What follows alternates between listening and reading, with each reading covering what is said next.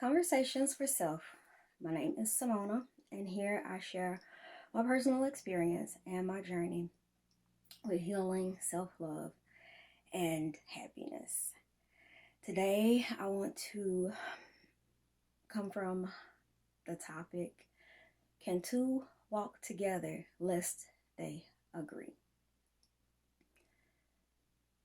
Of course, during my healing journey, I did discover that conversations for self were the most important conversations to have. Being real with myself, being honest with myself, and facing myself, and looking at the truth no matter how ugly it is. One of the things that I did have to just come to grips with was the fact that I was in a lot of all of my circumstances because if not consciously agreeing with what was going on, then subconsciously agreeing with what was going on. Because our subconscious, of course, is autopilot. We just work, we just run, we just go. If you get thirsty, you don't think about, okay, do I stand up? Do I walk? Do I open the refrigerator door? It's automatic because it's something that you've always done.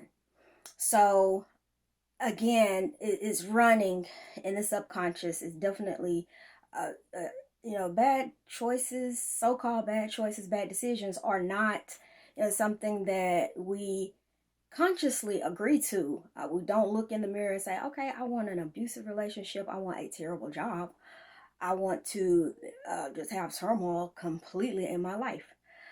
So those are definitely not conscious choices, and that I have come to understand, of course, with myself, that is the disconnect. It is the disconnect that we logically, or I logically, would not put myself in a position to intentionally be hurt. And I mean that's a fact. So there's a disconnect with, I am the reason why I am here, but I would never put myself in a position to be hurt. So again, the verse, can two walk together unless they agree? In layman's terms, birds of a feather flock together. Again, it is the feeling of comfort. It is the feeling of known. It is the feeling of what is usual, what you're accustomed to, what you've been programmed to. So, in in looking at situations, looking at past, looking at things that have happened, one thing that I did look at is the fact that I was having same experiences, different faces, same experiences, different places. Just saying, just going back in review. It basically was the same, wash, rinse, repeat. And getting in touch with the fact that I had to change. If I wanted different, I would have to change. So when we're in these cycles of of pain, these trauma cycles, again, it is something that we picked up, whether it was taught to us through childhood, through childhood traumas, or whether we had the unfortunate event of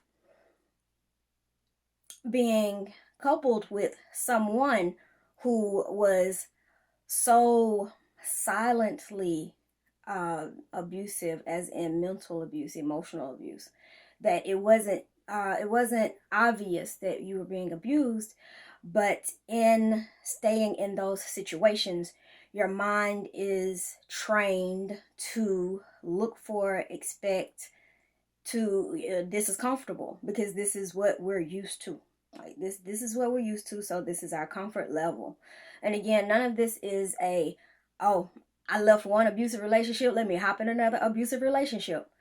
I left one one emotionally draining job. Let me go to this next emotionally draining job. And I don't like being in arguments. I don't like being in heated debates. But let me leave this heated debate and move on to another heated debate. And again, it's learned, and it takes practice. And when I say that the the healing journey is not an easy one, because you do have to face, what have I contributed? What have I added to this? Why am I staying here? Why am I not willing to make the hard decisions and choices and changes that I need to make to alleviate, again, being in that same trauma cycle? It's like a roller coaster. You're up and down, up and down. Eventually, like I did, you will just say, okay, I'm not going to, I'm getting nauseous, I'm getting sick. I can't, like, I physically cannot go through that trauma, another trauma cycle. I cannot. So, it's a decision. That is a conscious decision to change. It does take gradual learning, relearning, because again, anything subconscious, it took practice to do. And that's going to be the same with changing how you function going forward. And I know the denial part will say, well, I wasn't the problem in this abusive relationship. And you may not have started the aggression. However, there is a reason why that person or the situation felt comfortable, even as this person wore their mask and it eventually started to slip.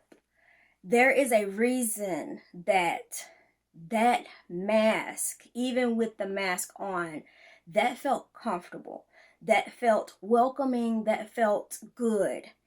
And because energies, our energies, our soul, our core, we give off these energies, whether we attempt to hide them or not.